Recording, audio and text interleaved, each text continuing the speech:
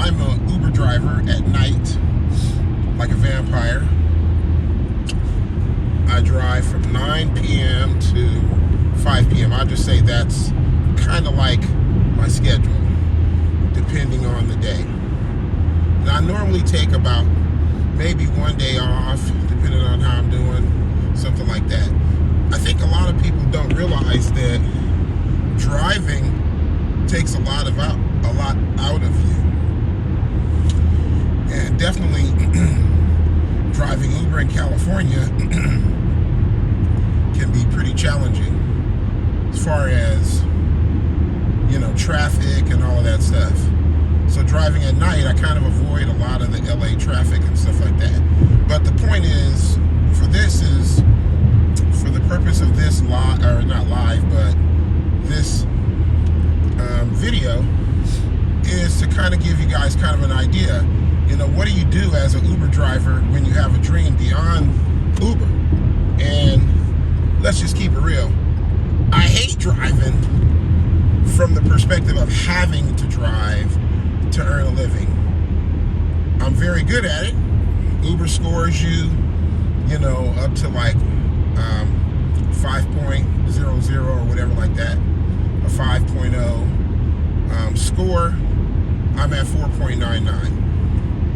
So I'm good at it. Use my personality, communicate with people, and I have a perspective of how I see the passengers.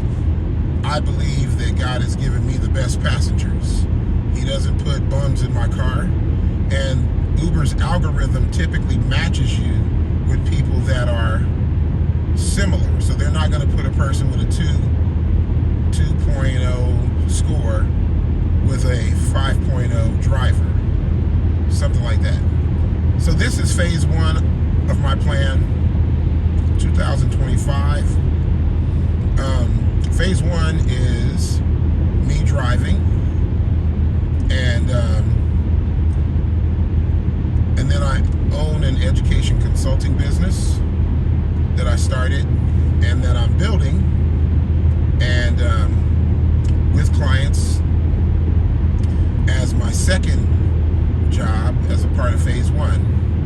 I'm also a photographer, and I do that at church on Sundays. As a volunteer, I'm one of our photographers, and then I also do some videography periodically, depending on what's happening, if I want to capture something. And then I'm also an artist. So I rap, sing, songwrite, produce, hip-hop, R&B, but I do it all for the Lord.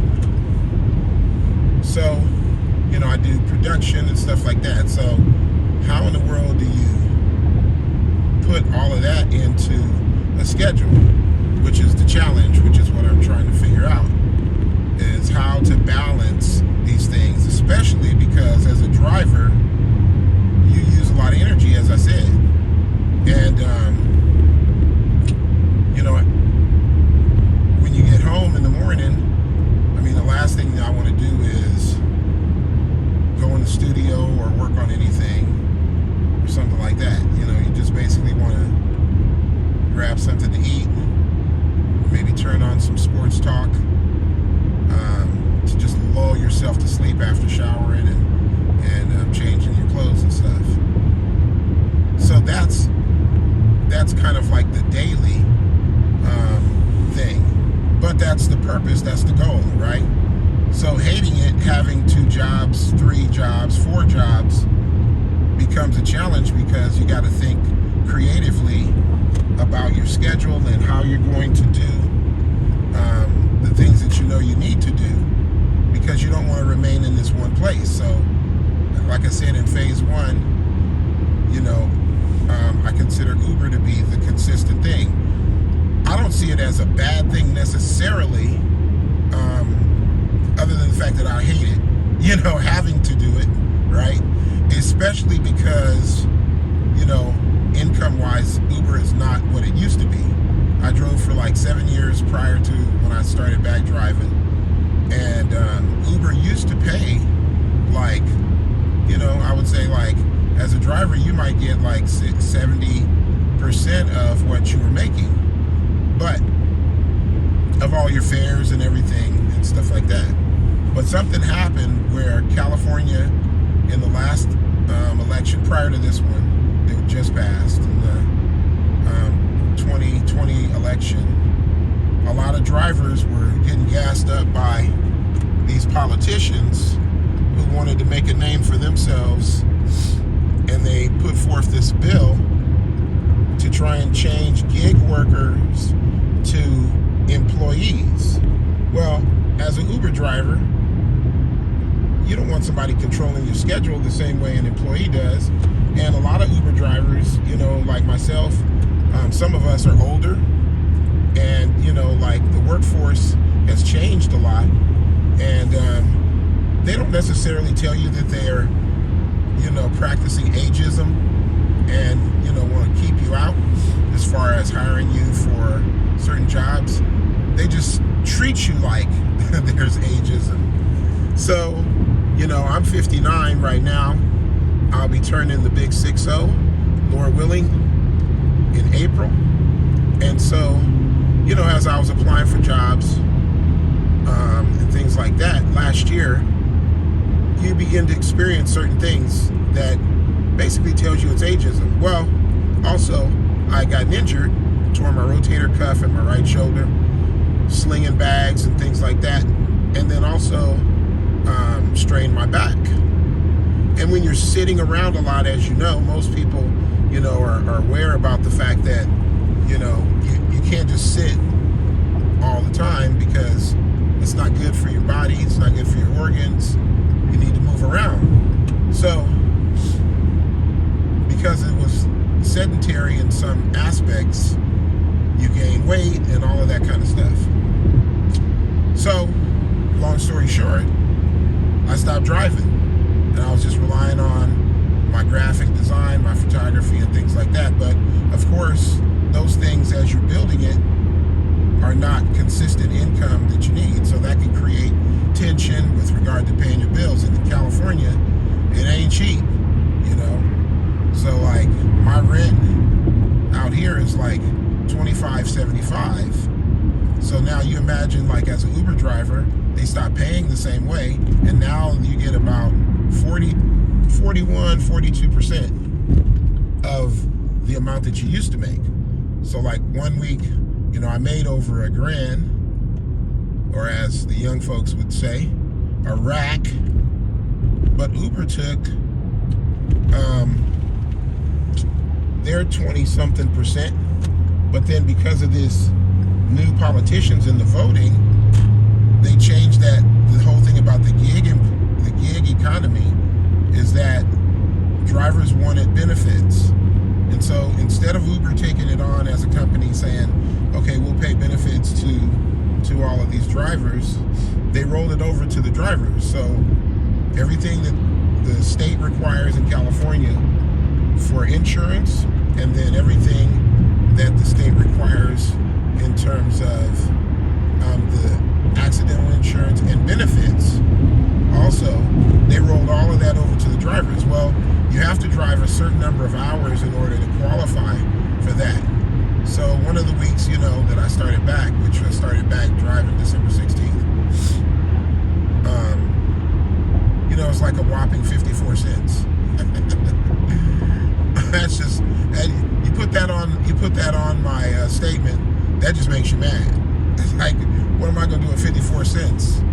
But what they're doing is they're charging every driver for every ride that you do. You get charged that whether you drive enough hours or not to qualify for any of those different type of things. So what am I saying?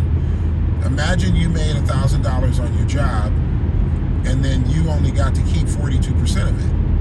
And I didn't even really know that it had changed so much from when I drove previously. I was driving, I picked up passengers at the Ontario airport out here in California, and I overheard the passengers saying how much they paid on a ride, because I had gotten a couple passengers who were sharing a ride, who met each other because their plane got diverted from San Diego because the fog was too strong there in San Diego for them to land there. So they diverted their flights to Ontario Airport, and they said they'll give them a shuttle ride, but they weren't going to get home till like 4 in the morning with the shuttle.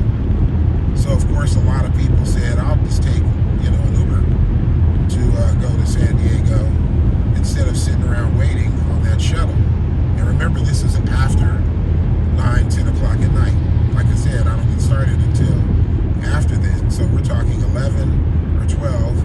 No one wants to sit around for a couple hours waiting on a shuttle. So they said, I'll take an Uber and just ride in an Uber down to their home. So I overhear these guys talking, and I was like, man, did that dude just say, he was asked because they were sharing the ride, and he said, well, how much is it? And the guy was like, $215. I was like, $215? I'm getting like 60. You know what I mean? And so I was like, nah, that can't be right. So as the way God works with me, he'll reveal stuff to me. So that stuff happened. That happened. And then I was giving somebody a ride. I think it was on, I want to say Christmas Eve. And then these ladies asked me specifically that I gave rides. Separate ladies I gave a ride to. This one lady said, do you mind me asking, like what, how it's been, like as a driver financially? And I was like, well, and I was giving the company line because I'm typically a positive guy. I'm not like, going to just spill a bunch of negative. And I was like, they do this, they do that. And she said, well, I have friends that drive, and they said that it's like, they're not making very much money. And I was like, okay. And so she was like, I'm paying blank for this ride. How much are you getting? I was like, you paid like $85 for this ride? She was like, yeah. I'm like, she's like, what are you getting? I'm like, I'm getting 20 something for this ride. She was like, oh, that's terrible. So, the nice thing about it was she decided to tip me, really nice. When I say nice, I mean like $20 or something like that. I mean, that's not standard rate, that somebody might tip. But it was a blessing, right? And then the same thing happened with another lady, where she just brought up the conversation, asking me about like how much, I was making. And it was a similar scenario where she was paying like 4 times the amount of what I was getting. So I thought of that, and I thought, okay, like, I felt like God said to me, no, just listen to her. Don't try and sell her or give her the company line. Just listen to her. So I listened to her, and I realized all of that was designed for me to learn not to depend on this as like the way somebody might get a new job and just kind of coast, if you will. Just trust in the new job, and not you just go to work, come home, do stuff with your family. Well, the income is not good enough for me to do that. So you talk about hustling. I'm already a hustler in a general sense. So so I made the decision that like this doesn't work. Long term, this doesn't work. And so in any type of sales job or pardon me, anything that you're doing where you have a business, the trajectory in terms of income is oftentimes like this. It's a roller coaster. It's not like a bell curve in that regard, where it just goes, nor does it just take off like this and just go up. So you have to be willing to do things to learn about this. Any industry that you're going to go into, you got to be able to learn about it. So I'm like, okay, the income is in terms of the profit sharing of what they pay drivers is not enough to rely on it long term. So I set a bar in terms of like, okay, I want to make at least 2,500, in the course of the month or whatever, driving. And then when you add in all of my other things, I'm doing, then you generate other income from that. But if you're too tired and this one takes away from that, then in some ways you're hurting yourself. So, it becomes a balancing act. So this is like the beginning of the year and me looking at how in the world do I want to balance it. The other thing is, as an Uber driver, you have a limited time in terms of when you can drive and expect to generate, the income you want to generate, because of when the rides may slow down. So as you can imagine, not everybody, even though California is similar to New York in the sense that it's like the city that doesn't sleep. And we say LA because people don't know like the Inland Empire. When I say like, I live in Riverside, if it's somebody in another state, they may not know like, well, where is that?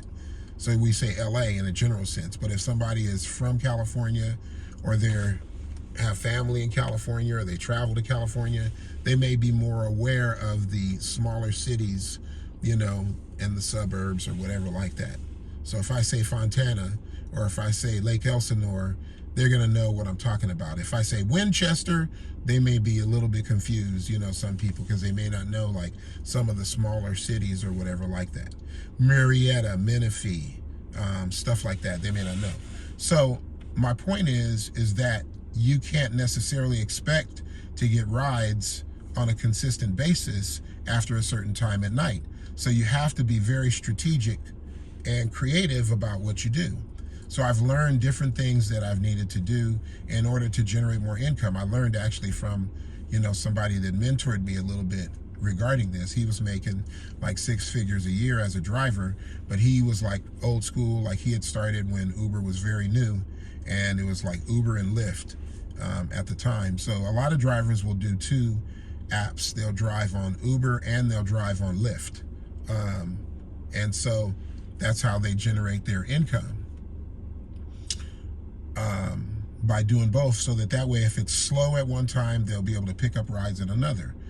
Well, that's cool and everything, but it's still at 2 o'clock in the morning, 3 o'clock, things are limited. So typically at 2 o'clock or something like that, I remain at the airport because I don't want drunk people getting in my car. Now, if you're a drinker, I'm not disrespecting you as a drinker, but as a driver, a Uber driver, if somebody gets sick in your car, that ends your night. You basically are done.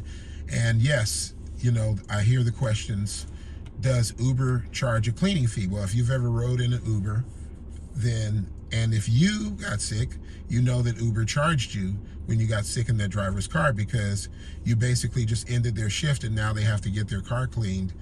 Some drivers choose to do it themselves, and some drivers don't. Depends on how much you want to keep. But they basically will charge you like $150. Used to be like $200. But that ends your night. And then once you clean the car, you still have to deal with the aroma, that comes with someone getting sick. And so it ends your shift. So now you go back the next day and you're back to the same situation. So that aroma doesn't go away just like, the minute that you clean it. So you may be dealing with this and you got your windows down driving in order to survive, but now this is your livelihood that's been affected.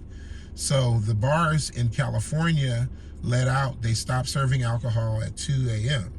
So that's the reason why I use 2 o'clock as a time frame, because they stopped serving alcohol at 2 o'clock. And that's when a lot of people on the weekends typically want to get a ride.